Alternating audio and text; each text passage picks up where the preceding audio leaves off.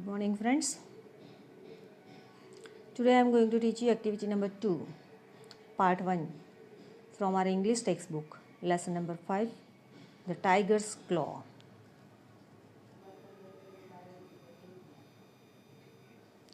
I opened my eyes and I saw at the door a tiger pushing himself in. It was a muddled moment for me, not being sure whether the dream was continuing or whether I was awake. I, at first, though it was my friend, the station master, who was coming in. But my dream had fully prepared my mind. I saw the thing clearly against the starlit sky, tail wagging, growling, and above all, his terrible eyes gleaming through the dark. I understood the fertilizer company would have to manage without my lectures from the following day. The tiger himself was rather startled by the noise of the chair and stood hesitating. In the first paragraph, now, this unit writes about the writer's encounter with a fierce tiger. The writer was sleeping in a station house of railways in the waiting room. Okay, on the railway station there was a waiting room. So there, when he opened his eyes, he saw at the door a tiger pushing in, and it was a muddled moment for the writer. The writer felt it like a dream, but when he found it to be a fact, he thought that the fertilizer company would have to manage without his lectures from the following days. That writer was working in the fertilizer company, so he was thinking that without him, that fertilizer company wanted to work now without him, would have to manage without his lectures, writer's lectures. He saw me quite clearly in my corner, and he seemed to be telling himself, "My dinner is there, ready, but let me first know what this clattering noise is about." And that writer was telling that I understood what he was telling, what he was thinking. The tiger was thinking that no, he was quite clearly, he was just to show me quiet and clearly. And he was thinking that, oh, my dinner was ready.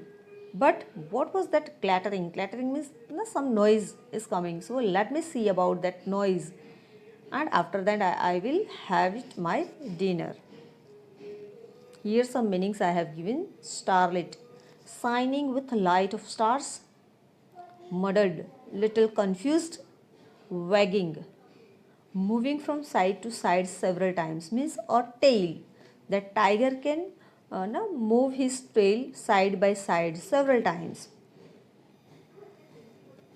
Then clattering, gnawing together of hard objects and making a loud noise.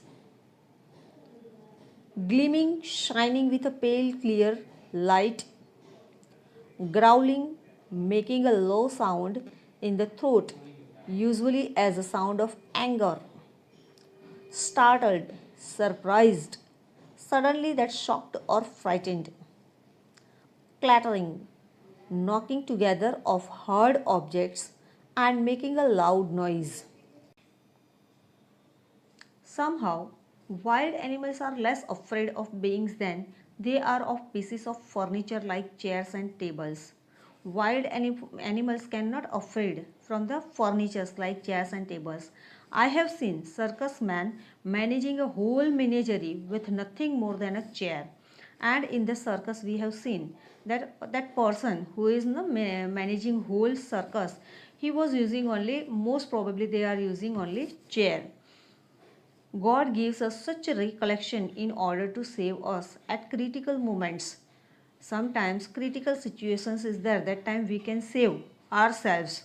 For that God gives us such a recollection.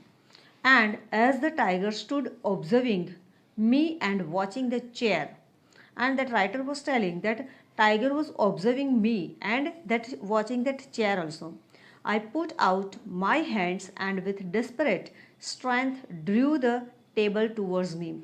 And writer was telling that I just with my courage, with my whole courage, I just draw that table, just that put out my hands and with desperate strength, whatever strength in my, whatever courage, I drew the table towards me. And also the stool, not only table but stool also he kept in front of him. I sat with my back to the corner. The table wagged in nicely with the corner, and writer was sitting backside of the corner, means in front of the that writer, that chair was there, that stool was there, because the tiger cannot come near him. I sat under it and the stool walled up another side. While I dragged the table down, a lot of things fell off it: a table, lamp, a long knife, and pins. Writer was telling, I sat under it and the stool walled up when he was sitting under the table, and that stool was just walled up. That time, everything, whatever things on the table, lying on the table, all things were fallen down. That a lot things fell off it: a table lamp, a long knife, and pins from my shelter. I peeped at the tiger, and he was just peeped at the tiger, who was also watching me with interest. And writer was telling that I just peeped the tiger, and the tiger was also watching me with interest. Evidently, he didn't like his meal to be so completely. And writer was telling that obviously, evidently means obviously, maybe he didn't like his meal to be so completely shut out of his sight. So he cautiously advanced a step or two, and that tiger was cautiously advanced carefully. He just moved one or two steps, making a sort of rumbling noise in his throat. And when he was moving from here to there, one or two steps, that time he was making rumbling noise in his throat. From in his throat only he was making noise, not loudly he was roaring, which seemed to shake up the little station house. My end was nearing. That writer was telling that now I know my end was nearing. I really pitied the woman whose lot it was to have become my author was telling, I really pitied the woman whose lot it was to have become my wife.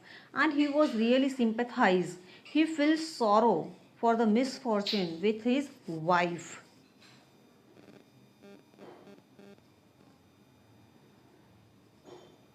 Paragraph number 3. I held up the chair like a shield and flourished it, and the tiger hesitated and fell back a step or two. Now, once again, we spent some time watching for each other's movements. I held my breath and waited. The tiger stood there fiercely waving its tail, which sometimes struck the side walls and sent forth a thud. He suddenly crouched down without taking his eyes off me and scratched the floor with his claws. He is sharpening them for me. I told myself the little shack had already acquired the smell of a zoo. It made me sick. The tiger kept scratching the floor with his forepaws. It was the most hideous sound you could think of. I held up the chair like a shield and flourished it. It means writer was telling that he held up the chair like a shield. Shield means we have to use that things to save our life. A protection plate or screen, and flourished. Flourished it. Flourished means to wave around to make others see it. They can see. And the tiger hesitated and fell back a step or two. And as soon as tiger has seen that shield, and he just go back, fell back a step or two. Now once again we spent some time watching for each other's movement, and sometimes they were once again they were we were watching, we spent time some time watching for each other's movement, what a tiger can do and what a writer can do. I held my breath and waited. Writer was telling, I held my breath and waited. The tiger stood there fiercely waving its tail, and the tiger was stood there fiercely means in a powerful and destructive manner.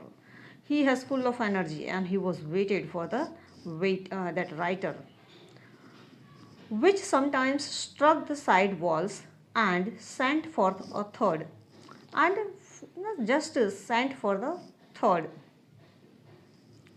He sent away from there, from that place to another, and a third means something, dull voice, that heavy sound. Some things, some objects can fallen down, and we heard that noise. It's called a third. So sometimes struck the side walls and sent for the third. He suddenly crouched down without taking his eyes off me, and he just crouched means he just huddled and just go and then the tiger was going in front of that writer and taking his eyes off me, and scratched the floor with his claws, and on the floor he was just scratching like this. He was not scratching by his claws, so he was closing no, he was scratching by his claws on the floor. He is sharpening them for me. Even he was sharpening for him only, sharpening himself for the writer.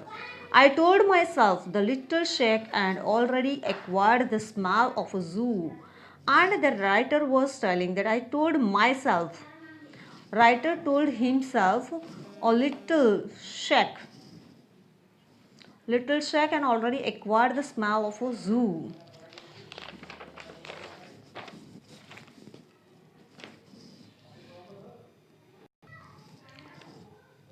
He is sharpening them for me. I told myself the little shack had already acquired the smell of zoo, and that writer was telling that the tiger fell back, and a little shack, a small building made of wood or metal, a small building for the animals, so like cage.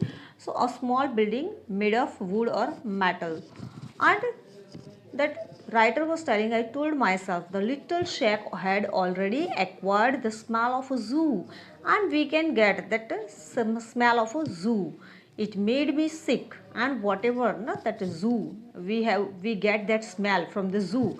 It's really little bit danger means it's not good like when we smell it, so we feel very bad, and we don't like to smell it again and again, and we will feel like that we are sick. The tiger kept scratching the floor with his forepaws, and again he was scratching the floor with his forepaws. It was the most hideous sound you could think of, and it's really very not very hideous sound. We can think about it.